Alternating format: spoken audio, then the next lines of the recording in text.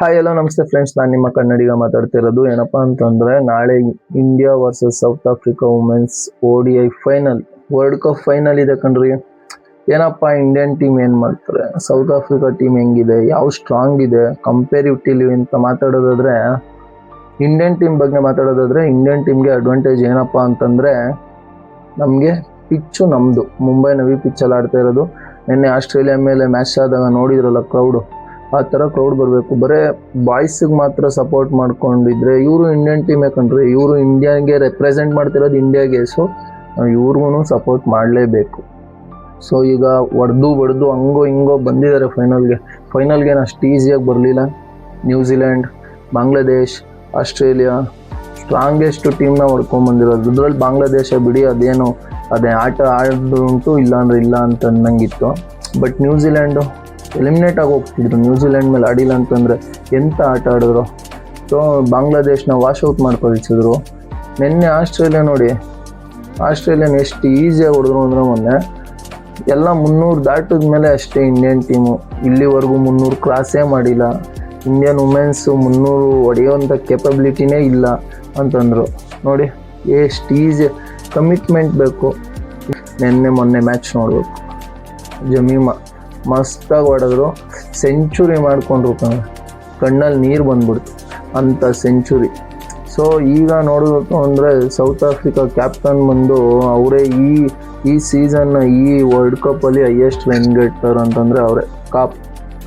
ಅವರು ವಿಕೆಟು, ಒಳ್ಳೆ ಬಾಲಿಂಗ್ ಇದೆ. ಅವರಿಬ್ಬರು ನಮಗೆ ತುಂಬ ಕಾಟ ಕೊಡ್ತಾರೆ ಅಂತ ನನ್ನ ಅನಿಸಿಕೆ.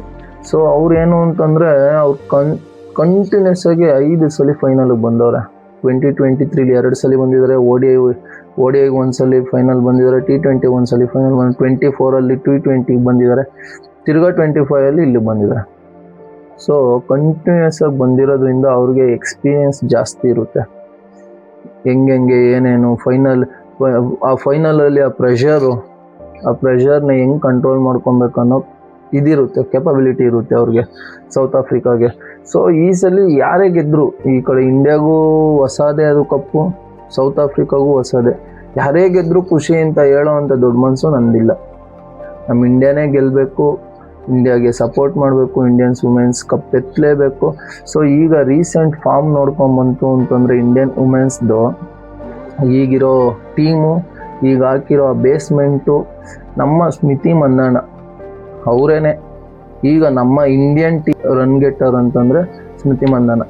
ಸೊ ಇವರು ಏನು ಫೈನಲ್ಲು ಆ ಪ್ರೆಷರ್ ಇಲ್ದಿರ ಆಡಬೇಕು ಅನ್ನೋದೇ ನನ್ನ ಆಸೆ ಮತ್ತು ನಮ್ಮ ಫ್ಯಾನ್ಸ್ ಆಸೆ. ಸೊ ಇಷ್ಟು ಹೇಳ್ಬೋದು. ಸೌತ್ ಆಫ್ರಿಕಾ ಒಂದೊಳ್ಳೆ ಟೀಮ್ ಕಟ್ಕೊಂಡ್ಬಂದಿದೆ. ಇಂಡಿಯಾ ಏನಂತ ಈಸಿಯಾಗಿ ಬಿಟ್ಕೊಡೋ ಅಂಥದ್ದೆಲ್ಲ.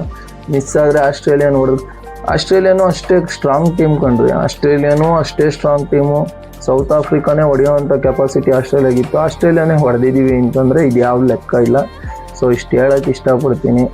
ನಾಳೆಗೋಸ್ಕರ ನಾವು ಪ್ರೇಯರ್ ಮಾಡೋಣ. ನಾವು ಇಂಡಿಯಾ ಕಪ್ ಎತ್ತಲೇಬೇಕು.